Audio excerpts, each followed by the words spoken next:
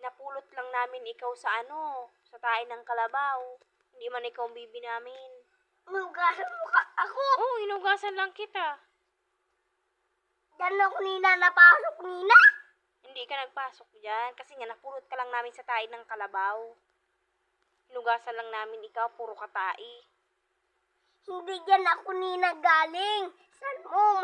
Maliit pa ako, baby pa ako. Hindi ka man nga kita nakitang baby pa. Ay. Sa tae nga ng kalabaw, ang mama mo kalabaw.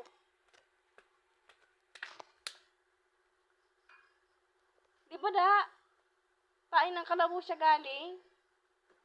Hindi man siya baby.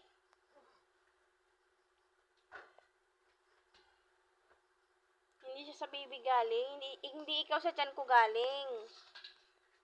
Galing ka sa tae ng kalabaw. Tiyan mo, hindi ka namin kamuka.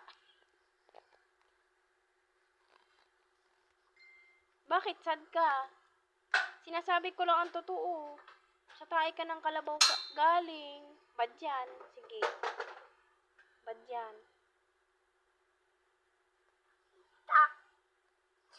Sunugin. Hindi ka kasi namin baby. Hindi, kain ko lang buto mo. Napulot nga lang kita sa tae ng kalabaw. Nakita namin, ay sabi namin ni Dada, ay oh may baby, kawawa, puro tae ng kalabaw, hugasan natin. Oh. Tapos ikaw na yun, tae ka sa kalabaw. Nakalimutan ng mami ng kalabaw na dalahin ka.